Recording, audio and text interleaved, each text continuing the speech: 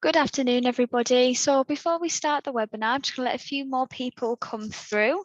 We are joined today by Feroz and Callum, who will be speaking from Bluestonex. So we'll just wait a few more minutes so we can get the maximum number of people joining us today. Okay, thank you.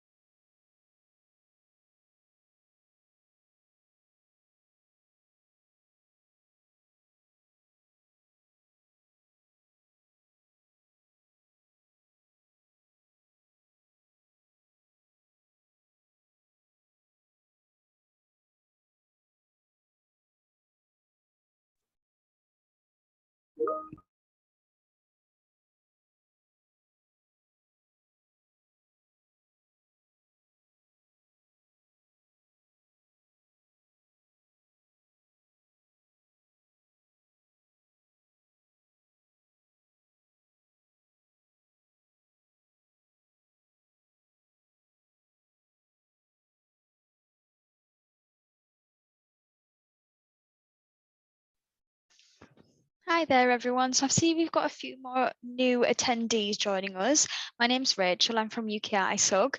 We're going to just hold off a little bit before we start so we can get the maximum number of people joining us today. But we are joined by Feroz and Callum from Bluestonex that will be speaking today. So we'll just wait a couple more minutes before we get a few more attendees joining us. Thank you.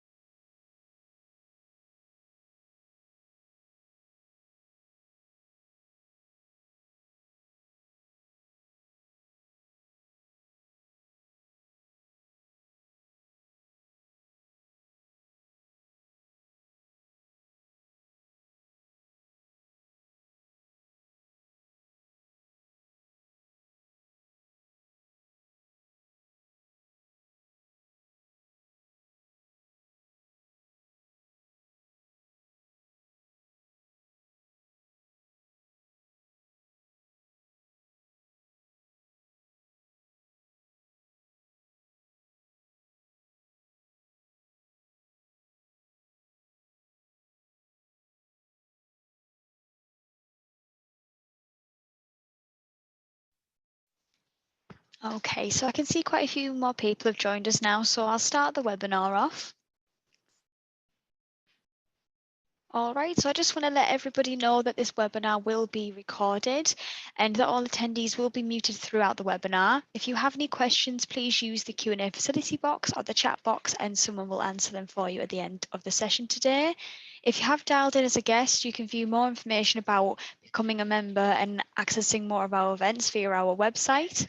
And at the end of the webinar today, if you will be redirected to complete a short survey. It won't take you very long, less than a minute to complete, and your feedback will be kept anonymous. But by filling it out, it'll just help us to offer more value in the webinars that we have on our website. All right.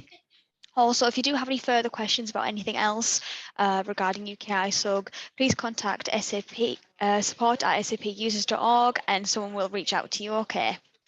All right then, so I'll pass things over to Feroz and he'll start things off. Thank you, Rachel. Can I share my screen? Yeah, you should be able to share your screen now. Yeah. Brill. Just confirm, Rachel, can you see my screen? Yeah, I can see that fine. Okay, brilliant. Good afternoon, everyone. Thank you for attending this webinar. So the topic of the webinar today is demystifying your manufacturing master data with Maextro. My name is Feroz Khan. I am the co-founder of Bluestonex. Along with me today, I've got Callum Bromley, who is a solution architect and specialist with manufacturing data. Okay.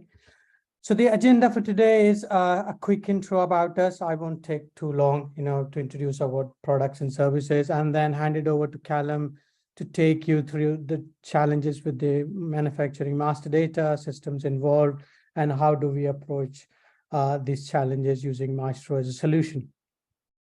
Okay, so quickly about us. We are a UK-based company founded in 2012 with innovation labs in UK and a small development office based out of India as well. We are focused on innovation and user experience as a company. What do we do and what's our expertise are? So we are an SAP Gold partner with SAP application development and also partner cloud. We are part of an SAP App House network, which recognizes all the partners who specialized in UX and innovation. We not just only have qualified SAP consultants, but we also have qualified UX designers. So we hire designers who can help us design best-in-class UX application. And the last one, not the least, is we have most of our consultants have achieved required level of certification when it comes to delivering innovation and UX applications and apps. What services do we offer? We offer user experience and innovation, as I said in the beginning, around application build, design, advising users on the UX journey, and any prototype that is required, or developing a new product. We also provide LSP training as part of the user experience and innovation. So for those who don't know, LSP is Lego Serious Play, and get in touch with us. That's an interesting topic if you're interested in that. BTP cloud services, we are very big in BTP cloud services. So we offer discovery services around what's in the BTP these days. We offer free POCs for customers who want to try POCs. And most important, one of the big differentiators for us is we offer partner managed cloud services, wherein we manage your BTP services and you use us as and when you need it. And as part of that partner managed cloud services, you get lots of apps that has been developed that can be consumed by you as a customer. We offer BTP health check, and most importantly, also educating users what's new in BTP and how to start the journey in the BTP. We also offer master data services, which is mainly around the data health check with as for HANA Insight now, this is a big topic for discussion. Everybody wants to see and take across the good data and leave the bad data behind. So we offer a range of services in those areas around duplicate check, checking the health quality of the data. We also offer, as part of Maextro as a software, we also offer BPO services around outsourcing your master data management services to us as well. And then obviously support services, that anything comes out of this, we provide support. What products have you got?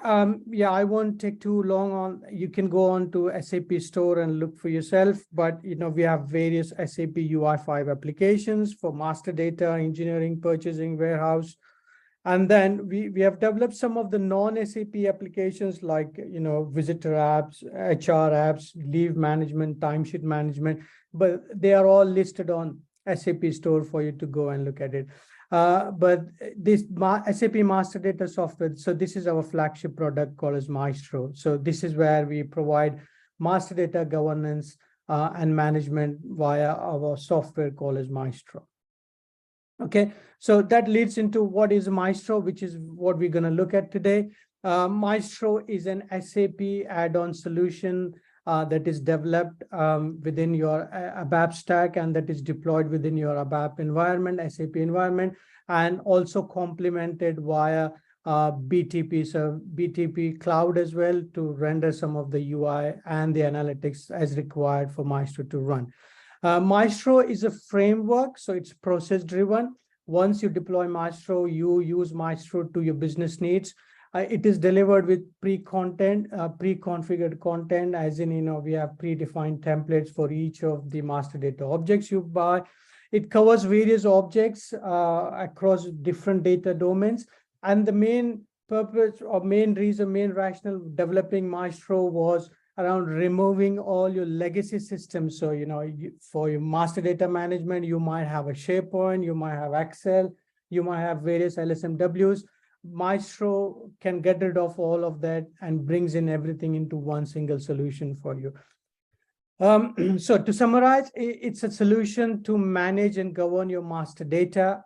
It's utilizing what you have at the moment. So the big differentiator for Maextro is you don't need any infrastructure. You just deploy Maextro into your SAP landscape, and you are up and running within days, not like months. You don't need any other infrastructure. It allows you to map your own processes. So we don't dictate users to say this is how you should run. Yes, we have predefined templates, but Maextro has that flexibility where it will allow you to design your own processes. Yeah, it has its own workflow. You can distribute works among different owner groups. You can pass data to different systems, not just SAP, but non-SAP systems as well. Why Maextro? I won't read out everything, but these are some of the cost is the big one compared to any other MDG software out in the market. Maextro, is relatively cheaper than cost effective. I won't call it as cheap as in cheaper, cost effective solution out there in the market. Scalability and flexibility is the big one. What we've seen recently with SAP's innovation, SAP is changing things on fly. A lot of non-SAP product fails there, because SAP has suddenly discontinued something. But with Maextro, because we are an SAP product, we provide that scalability and flexibility for future SAP innovations as well. So for example, if you are an ECC customer and you decide to go on S/4HANA, you can take your Maextro along with you without having to rewrite everything. Yes, there is a technical migration involved, but you can take most of it across to your S/4HANA as well. Yeah, and then Maextro was designed by qualified people who have seen issues, who have seen real issues with master data, and who understands SAP and who understands master data. And then obviously user experience is a big differentiator for us because we are an UX company. So we have designed Maextro in such a way it becomes one of the best user experience products out there. What's in the horizon for us? So we are revamping for those customers who are already using Maextro. We are revamping the entire UI office. We are coming up with new dashboards and new UI for Maextro in Q2 of this year. And then in Q3 and Q4 beyond that, we're going to be releasing various apps for other follow-on products, other family of products for Maextro, which is an Align. It is another product for Maextro, and then various apps for duplicate checks and other things. These are all the standard objects that are there. So Maextro is licensed based on objects. So these are all the different objects that are currently available. You don't have to buy Maextro a full package. You can choose and pick the object you want. And you can read through this when we send the PowerPoint to you. Okay, so that's it from my side. I'll hand over to Callum at this stage. So Callum, over to you now. Thank you. Thanks, Feroz. If you could stop sharing your screen, I can share mine. Yeah, you can do it now, Cal. Great. Hopefully everyone can now see my screen. Yeah, okay. Great. So yeah, like Feroz said, I'm the primary owner in the manufacturing space, and I will today be taking you through the innovations in the manufacturing area that we currently work on and some of the challenges that we face today within manufacturing. So before we get onto the demonstration then, just wanted to paint the background basically on why we kind of innovated in the manufacturing area. So if we take a kind of synopsis of the current manufacturing enterprises that we face and that we speak to today, they are confronted with a need to handle challenging and complex production related data on an almost daily basis, to be honest. This is typically in response to both internal and external conditions. So I've given some examples here. So there's a growing demand for a lot of our clients, particularly to compete with product personalization and innovation, especially a number of our kind of FMCG. And if I use the analogy of the iWatch and the level of personalization you can do with that kind of product. Complex global regulatory compliance. So we've done a lot in this area around chemical manufacturing, where distribution of certain chemical-based products, there is a lot of regulatory compliance in meeting them demands. Yeah, a new one to kind of us is meeting kind of environment, social and governance responsibilities and requirements in terms of wastage and sustainability reporting. So that's, again, comes back to the level of detail you put within your manufacturing master data. And of course, one that's kind of well known at the moment is the evolving supply chain demands and constraints being placed on a lot of our clients. So that's kind of the business perspective of why some of the Maextro master data management stuff was built in the manufacturing space. Another why it matters getting the master data right as such, a lot of automated productive environments that we kind of go into depend on basically sound master data being handed down in an efficient and both kind of a cost-effective manner. So when we say cost-effective, we mean the cost to kind of consolidate and enrich that data. Yeah, to successfully coordinate this, you find a lot of offline governance and processes embedded within the organization. With typically collaboration required off different teams that reside in product lifecycle management, ERP execution, and master data management. But we typically find that a lot of these organizations have challenges between them dynamics and managing workflow between them discrete kind of business applications.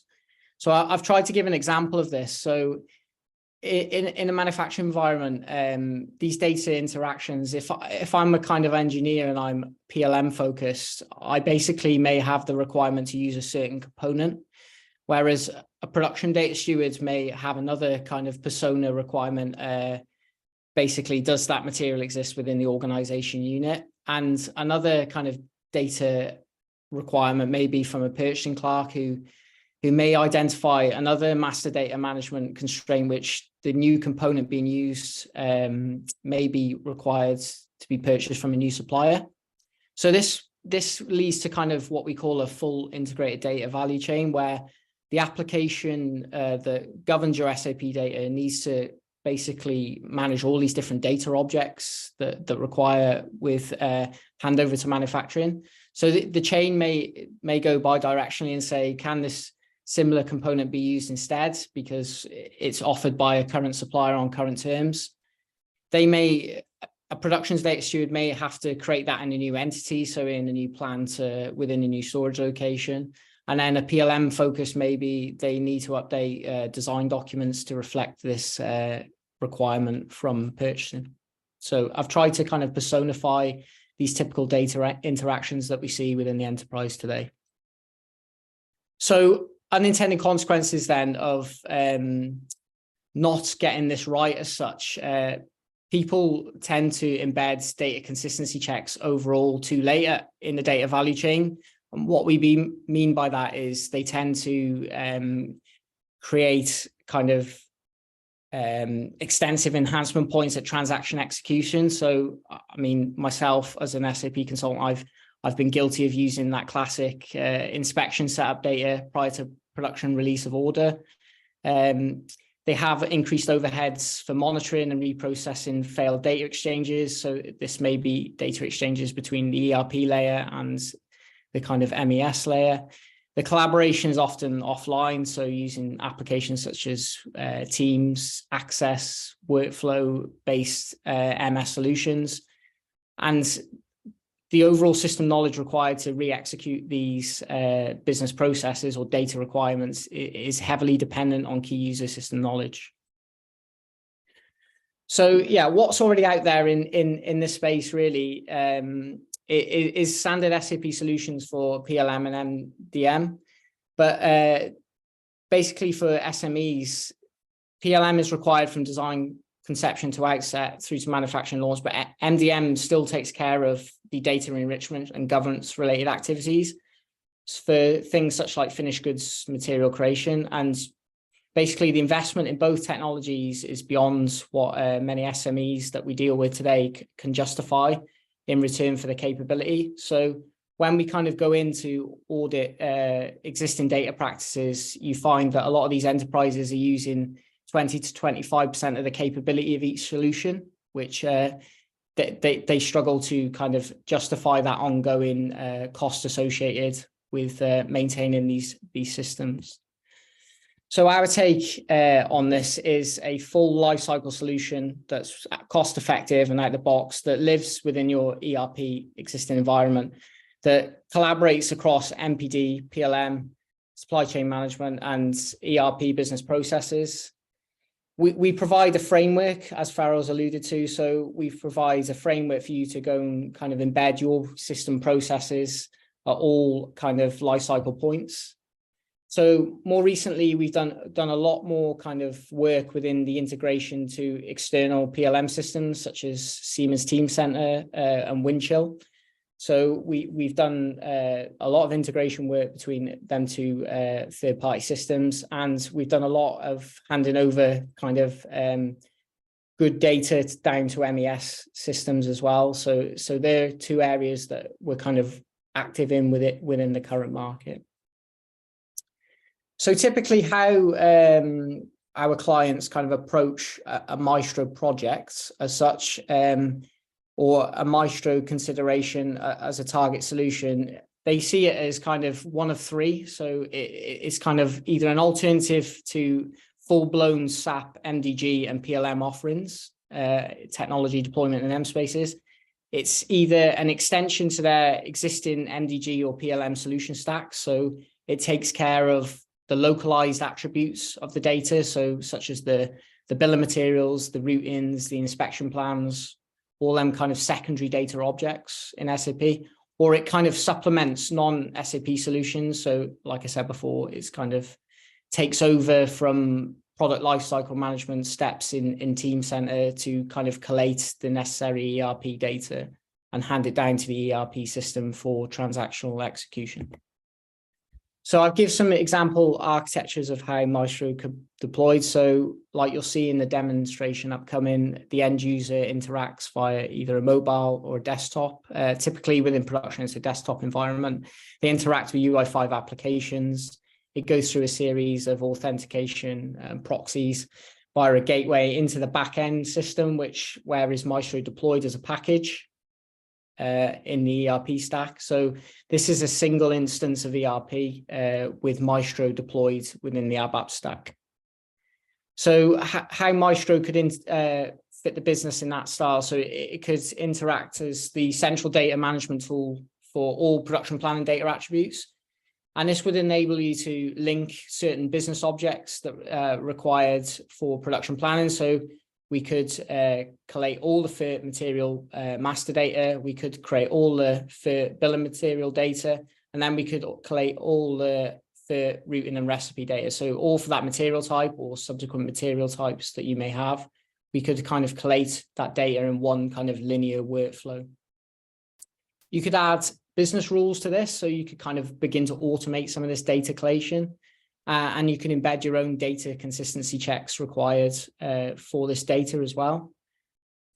So I'm just going to move on to the next kind of architecture point of view. So another example architecture you could have is where you have an existing MDG stack. So Maextro could take the point of extending MDG where objects are not covered in MDG. So kind of once the material master has been created in MDG, Maextro takes over and creates all the secondary kind of master data at the localized level in terms of document information records, recipes, work centers, bill of materials, routings, or even kind of some of the SCM data that now in the S4 stack may be required. So APO, product master data attributes, or EWM. So kind of all localized data attributes Maextro could take over once the central data is collated within SAP MDG. Another example architecture that could exist within an enterprise landscape is the need for third-party PLM software integration. So where the collation of data works with a third-party PLM software. So there could be interactions, for example, where in PLM, there's a change notice for a part or design. This could interact back with Maextro master data to say, reserve the material ID and link it to an engineering change record. Then there's another handover to kind of PLM where drawings are created and it's finalized. But also in parallel, MRP attributes are being to be collated alongside status updates on the material master. Secondary data, again, could also be collated, so updates to DIR records, and then a structured handover, so kind of transitioning from EBOM to kind of from an engineering BOM to a manufacturing BOM, and even automating copies of manufacturing BOMs to routing costing BOMs. We've done all that kind of stuff in terms of enriching the ERP side where an existing PLM system is within the landscape. So typically what success looks like and what kind of success metrics enterprises target at. So obviously transfer cycle times between research and development and manufacturing. Enterprises use it for trying to capture the cost of goods manufactured more accurate, remove overheads from data maintenance. So as you're probably aware, a lot of the production planning elements require heavy master data. Lower risks of rework. We've kind of targeted all these kind of metrics really throughout the Maextro projects that we've kind of done in the manufacturing space. So I'm going to just give you a demonstration on an example today where I can basically create a recipe data object in parallel to a BOM data object. So what you're going to see is an initial requisition created manually. This could be, in real life, this could be created through another background system or a background data interaction point, but you're going to see it manually today.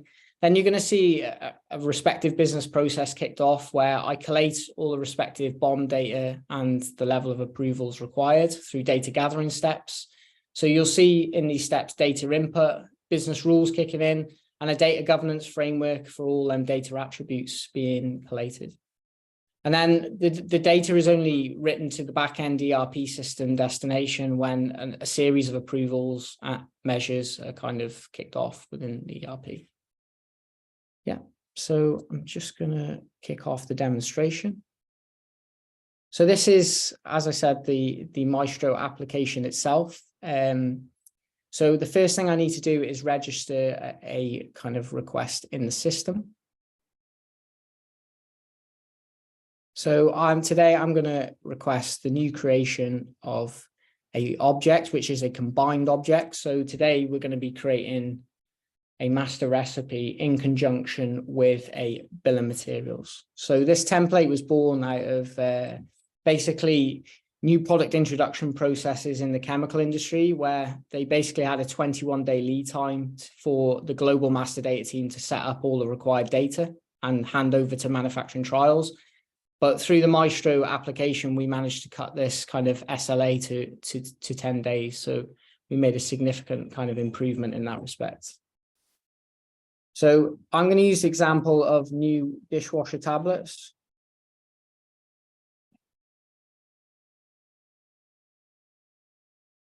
And I'm going to give it a reason code. And this is for kind of reporting. So we can draw a number of KPI reports, a number of in-status reports from these metadata attributes that we're collating in a request header. So as I said, this is a combined template. So the example today is a fur manufacturing BOM in conjunction with a recipe. So once I've collated that data and it's marked with the mandatory fields, I need to provide an asterisk. So I'm going to assign the change number. So in theory, this change number could be created with Maextro, or it could already exist within the SAP environment. It depends purely on the business process you wish to follow and configure within the Maextro application. So you can begin to see, once I interact with the data views, and those familiar with the production planning data views will understand that a number of these data attributes have already been predefined. So things like planner groups, change types, inspection points, we've already defined these data based on business rules. So we can begin to automate some of the standard attributes that exist in the SAP environment. So I'm just going to give it a group count description. And all I need to do is assign the unit measure now.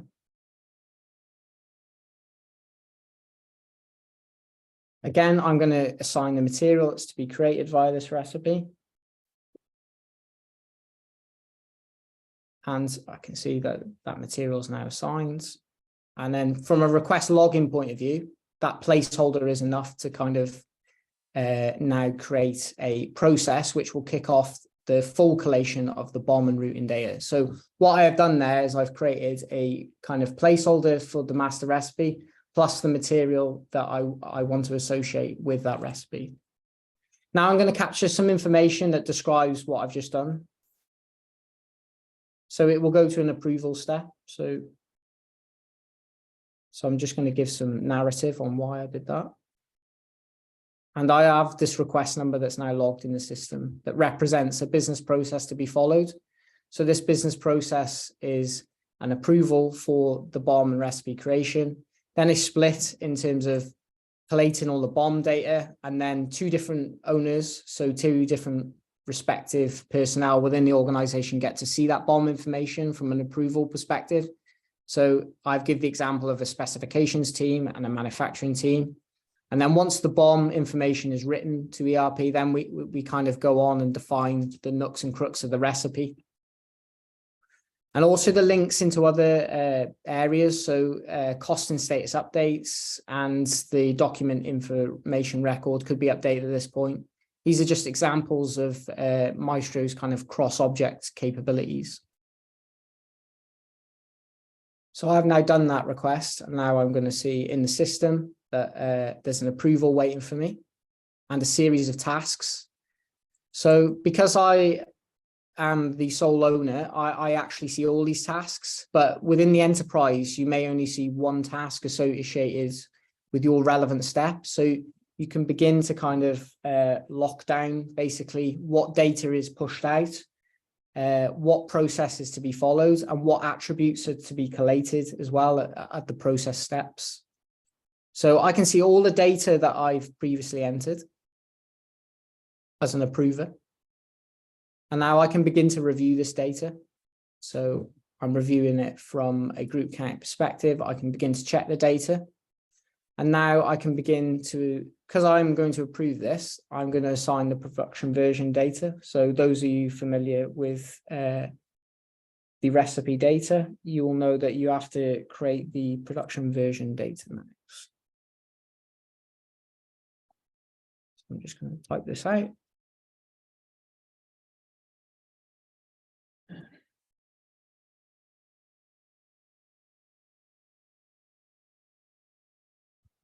The alternative BOM. So this is the BOM to be created.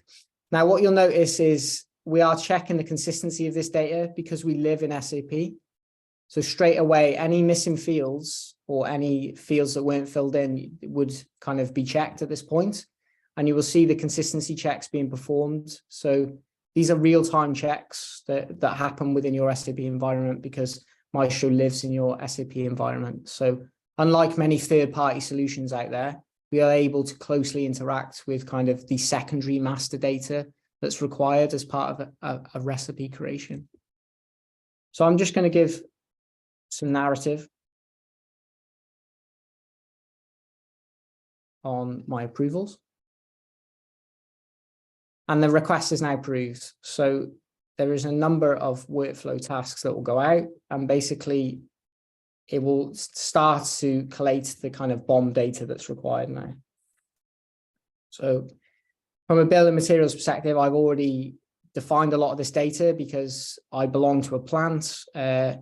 The production version gives me the required alternative, and the material number is based on the material assignment. So all I need to do is define the content of the finished goods BOM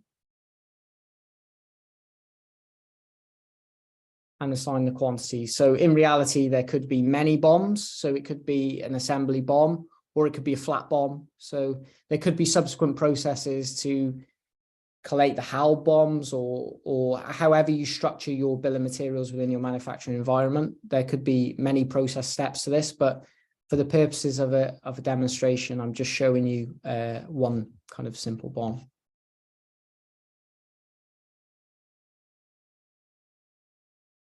And then there's a series of approval steps. So these approval steps now could be executed in parallel, or they could be executed sequentially. For the purpose of this demonstration, they are sequential. So all approval steps,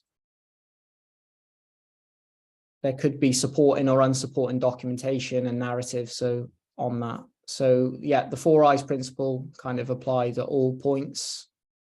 So Maextro in the background is basically collating all the activity associated with this change request number and all the process activity associated with it. So the who, what, why, when kind of principles are all being collated in the system for future reporting and audit purposes. So I've collated the BOM.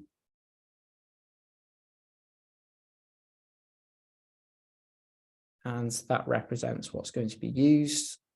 And then I create the BOM, and now the BOM is kind of created within the SAP based on kind of whatever status you want within your manufacturing environment. And then I begin to kind of, because this is a dual process, so we're touching 2 business objects, I am now going to go into kind of collating the recipe. So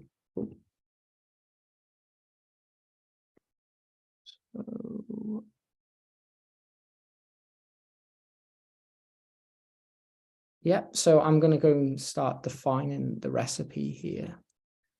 So I will just give a brief kind of recipe data, and I'll just put. So I'm going to start to define the operations and any other data that's required. So this data could be structured, unstructured. It could be based on business rules. So in reality, it may have many kind of operation steps, but all the standard framework is available. So when we deploy Maextro, you basically configure all the data attributes that you kind of want to propose to the end user. And now you're kind of real-time kind of collating this data. So I'm just going to give it an operation step of filling tablet.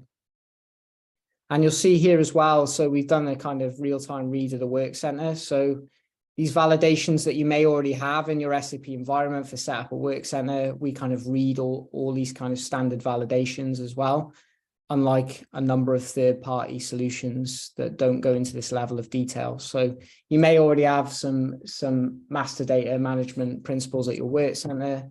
We would just sit on top of that and kind of read real-time the requirements of that. So this is basically the bill of material that I previously created. It's now automatically assigned the first operation, and kind of the backflush indicator has been proposed based on the business rules.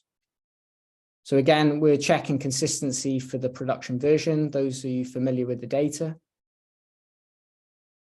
And now I'm going to go in from a quality perspective. So there is a segregation in duty here between the manufacturing steps and the kind of quality management steps required during this recipe execution. So I'm just going to change the required data from a quality perspective and the respective source. I'm going to put inspection as the activity. And now I'm going to kind of assign the relevant inspection characteristics. So again, within your environment, you may have a number of business rules around how you establish these inspection characteristics to be created. So I'm going to read the inspection characteristic database to kind of here. And again, we're doing all the kind of relevant real-time business consistency checks here. So if I try and skip the required data that I'm supposed to enter, I get an error. So yeah, Maextro is ensuring that the data is complete kind of at all stages within the business process.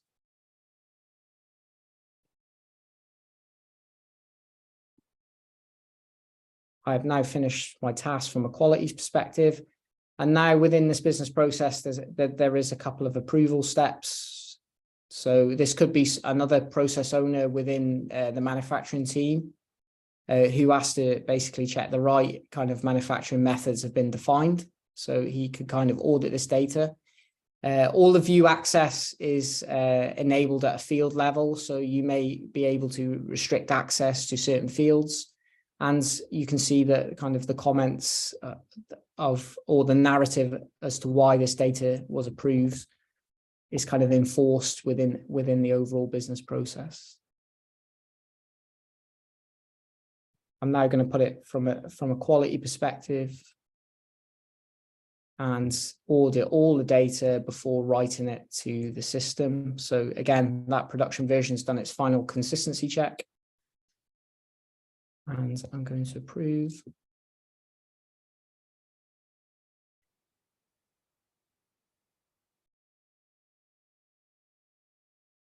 And my recipe has been created with all the relevant kind of data. So yeah, I'm conscious of time now, so I'm not going to go into the other steps, but basically this could cascade into a number of other processes within or sub-processes such as, yeah, costing updates or linked document information records with the third product status updates. It really is entirely up to you how you kind of go about designing these business processes to be followed. Yeah, and that concludes kind of the demonstration. So a little bit of a look to the future. So from our perspective, there's a lot of buzzwords out there around Industry 4, IoT, but we firmly believe that the requirement for data from a PLM, MDM, and ERP perspective is increasingly kind of growing in significance, and a lot of people are kind of now paying attention to how we go about collating this data and ensuring integrity when kind of handing over to automated kind of manufacturing environments. Just a little synopsis on what's out there in terms of SAP new innovations and products by SAP themselves. SAP is now kind of very active in this space, and they are developing side-by-side core solutions. So those of you who work as manufacturing consultants, you're probably aware of some of these, that SAP is kind of working on standard PDMI, product data management integration interfaces, with third-party PLM systems. So they have 3 standard offerings now between Teamcenter, Windchill, and 3D Experience as part of one PDMI solution stack. They also have a product called Production Engineering and Optimization. So they have an operations, sorry. So they have manufacturing change management within PE&O and BOM management. So they have this concept of version control master data now, where predefined processes or best practice processes support transitioning between engineering, planning, and shop floor data. So they are very active within that space. And they also, within the recipe kind of management space, they have a solution called Enterprise Product Development, which allows data exchanges between in-house product engineers and third-party suppliers. So that there is a hive of SAP kind of activity going on within the marketplace, and kind of core innovations by SAP themselves now in response to basically the demands of digitalization within our industries. Yeah, so we've had a look at some of these solutions, and in reality, we have a take on it. Obviously, as with any new SAP innovations, it relies on the underlying ABAP stack being on the latest and greatest version of S/4HANA for its most advanced release highlights. And that's something we find customers, basically our client base, are not kind of there in terms of their underlying ERP stack, which makes kind of innovation quite difficult without significant change. When specifically looking at PDMI, we find that the persistency layer is not as extensive as some of the other bespoke solutions customers have already developed. So even with the standard PDMI integration, you can basically expect to use a lot of enhancement spots with kind of business rules framework driving that as well. And expect to kind of come in with prerequisite knowledge of DRF, so data replication framework, and application integration frameworks for the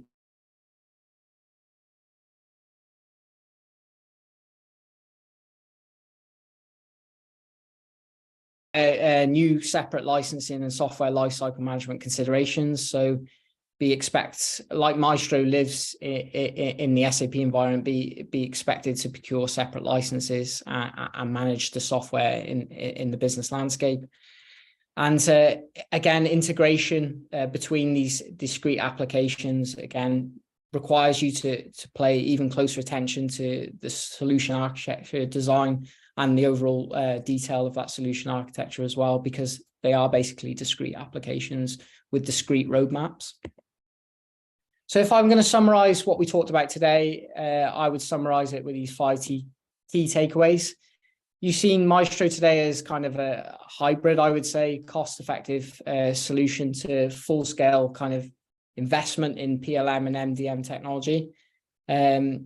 What you've seen today was sitting on a single ABAP stack. You don't need any middleware or kind of any additional infrastructure requirements to run Maextro. What you've seen today is a low-code kind of deployment. So basically, we provide you with all the underlying packages of ABAP software. It's a full configuration engine to go and configure these data domains, the required workflow, and the supplementary business rules to automate some of this stuff. So we are very much enabling business people to kind of go and interact with the software. As you've seen, we think it's a scalable and flexible solution, so it can manage multiple kind of domains with a flexible framework or within the workflow engine for managing these domains. And we believe that kind of any MDM software needs to be a multi-domain application. So you can't have kind of discrete applications for MDM in certain lines of business. At that point, I'd like to hand over to any questions. Yep, so I'm just having a look at the Q&A box now. I can see one that's come through that says, "What would you get from a workshop? From a workshop you mentioned?" Yeah, so I'll march on in that respect. So just give me a second. I hope you can still see my screen. Yeah, we can still see it fine. So yeah, within a workshop, what we propose. So within the month of March, we're offering a kind of kick the tires initiative where you can kind of review and interact with the standards, what we call rapid deployment solution offerings in more detail. So a high level agenda for this opportunity is really look under the bonnet of core Maextro. So yeah, kind of review the source codes, how the configuration works, and then kind of a deep dive into the capability of the business configuration sets you would get as part of the standard object deployment. And this would be done alongside technical solution owners and authors. So we feel it's a kind of real good opportunity to kind of get to know the solution better. And then in the afternoon of that initiative, you could begin to kind of basically map your to-be manufacturing data processes. You can either do that online or out of our accredited app house environment, and then begin to kind of play around with the workflow and the data domain, so you can test the usability. And yeah, you can have an opportunity to feedback the roadmap as well. So we have quite an aggressive product roadmap within manufacturing. You can have an opportunity to feedback that and get your eyes on that early in the overall kind of evaluation of Maextro as a manufacturing solution. Right. All right. That's brilliant. Another one's come through. We are not open to SAP Business Technology Platform. How could we deploy Maextro if we don't use BTP? Yeah, so if I go back to my architecture slides, so this example, you could cut the architecture at this point. So you could have UI5 on-prem, UI5 applications on-prem, and literally deploy the core software within the ASAP app environment or the ERP or the S4HANA environment, just as an add-on. In its simplest forms, you could even run the transactions via a SAP GUI, so you don't need to use any of the kind of cloud provisioning of that solution. All right, okay. Another one, what does a typical implementation life cycle look like? Yeah, so an implementation life cycle would typically involve evaluating the data domains and the rapid deployment solutions offered. So when we say data domains, the business objects that you procured or you kind of deemed as required, that would typically go through a series of evaluation steps. And then it could go straight into kind of unit testing at that point. So you could kind of show very early in the kind of deployment process Maestro to the business users and get some feedback before you kind of go through the standard waterfall or kind of agile project implementation steps. All right, okay. Another one, will this be effective if we are on ECC6 EHP7? And what happens when we do move to S4? Yeah, so we have customers on EHP5, I believe. So yeah, downward compatibility with EHP6 shouldn't be a problem. Yeah, and we also have customers on 1809. So S4HANA, yeah, we've kind of deployed this application. So there is discrete code lines optimized for the S4 solution stack as well as the existing ECC stack. Okay, and one just came through after, I think it's the last question. How do you license it?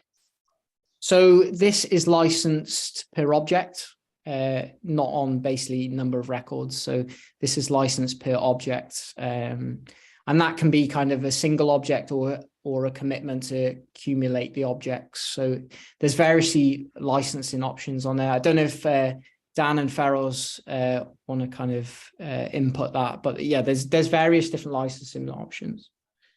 Yeah, we kind of offer the pay-as-you-go services, subscription-based models as well. So if you don't want to pay upfront, it can be an OpEx cost as well. So you pay only for objects that you use on a monthly basis.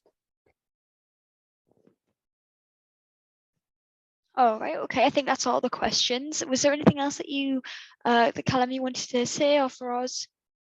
No, I just wanted to kind of, again, offer anyone attending the webinar, please get in touch if you have any questions firstly, but also this initiative, I just want to raise awareness again through the month of March. We're offering basically either kind of in person or online the opportunity to kind of interact with the manufacturing data objects in more detail. And like I've already covered, the agenda is very much a high level, but it's also up for discussion as well. So yeah, feel free to take that initiative and kind of, yeah, explore what we have to offer. Brilliant. Thank you for that, Callum. So there's nothing else from me. So it looks like that's the end of the webinar today. Thank you all for joining. Just a quick reminder to fill in that short survey at the end of the webinar. It won't take you less than a minute to complete, and it's just going to help us bring more beneficial webinars to your eyes. All right. Okay. Well, thank you for attending. Bye now.